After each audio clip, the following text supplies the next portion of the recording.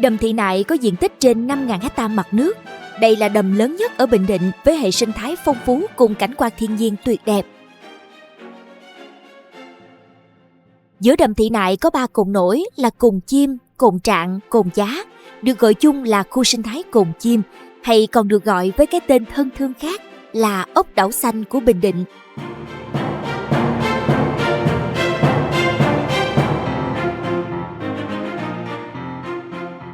Với dáng vẻ hoang sơ, dân dã, hệ sinh thái tự nhiên không ngừng được tạo dựng và phát triển hài hòa.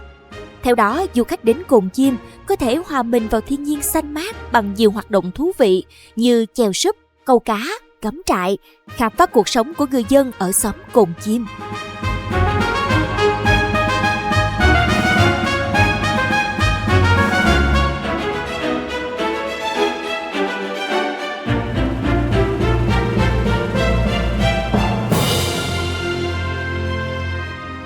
Anh cho em hỏi là tại sao ở đây lại được gọi là đầm vậy?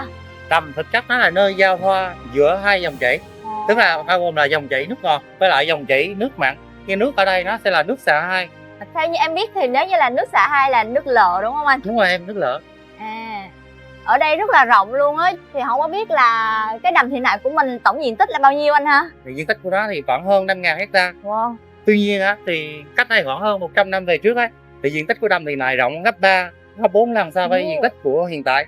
Tại sao mà sau bao nhiêu năm như vậy á, cái diện tích của mình lại bị thu nhỏ lại vậy anh? Có hai nguyên nhân chính, và nguyên nhân thứ nhất đó là quá trình đô thị hóa. Thì mỗi năm dân số nó mỗi tăng lên thì cái nhu cầu về đường xá giao thông thì mỗi năm chỉ lắp một cái diện tích của đầm để làm đường. Và còn nguyên nhân thứ hai nữa đó là do các dòng chảy của các con sông, phù sa từ các con sông nó đổ về. Mỗi năm thì nó sẽ bồi tụ một ít như vậy. Nên là nó sẽ cạn dần và đồng thời diện tích của đầm Thị Nại nó sẽ bị thu hẹp so với diện tích ban đầu. Dạ.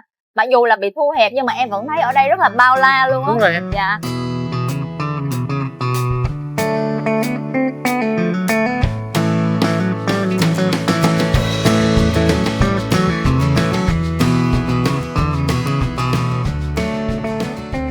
Khu sinh thái Cồn Chim rộng 480 hectare, nằm giữa vùng đầm phá mênh mông, xen kẽ là những cánh rừng ngập mặn, đưng, đước, bần, sú phẹt, tạo nên hệ sinh thái đa dạng, môi trường sống trong lành.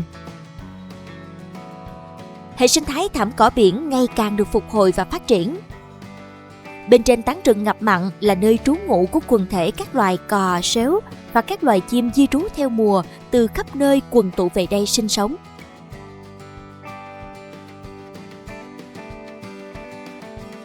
Bên dưới mặt nước là nguồn thủy sản đa dạng phong phú, có giá trị cao về mặt kinh tế như tôm, cua, cá.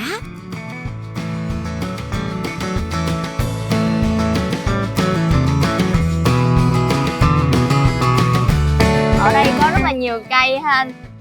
Nó là hình như là nó mọc thành cụm hay sao anh? Nếu mà phần găng ta để ý thì cây ở đây mọc theo quen hồ. Cái hồ ở đây nó sẽ chia ra giống như là cái đồng ruộng vậy đó. Và những cái cây ngập mặn ở đây thì đa số là do dân họ tự trồng cách đây khoảng hơn 35 năm trước. Và nó sẽ mọc theo từng cụm giống như là theo một cái chu vi của một cái hồ như vậy. Ví dụ như một cái hồ chữ nhật đúng không? Nó sẽ mọc xung quanh cái hồ. Em có để ý coi, nó sẽ mọc xung quanh như thế này. Dạ, nhưng mà ví dụ giống như là từng cụm như vậy thì mỗi cụm nó sẽ là một loại cây hay là như thế nào anh? Cái này thì thực chất nó thì theo vào cái sở thích của chủ hồ là cái thứ nhất này, cái thứ hai là theo vào cái con nước, cái dòng chảy ở đó. Ví dụ như cái dòng chảy ở khúc này đúng không? Để trồng được cây bần cái trước mặt của Ngân ấy, đó là cây bần. Cây bần. Đó, những vùng này sẽ trồng được cây bần tại vì những dòng vùng này là ít sóng gió thì là họ sẽ trồng cây bần. Dạ.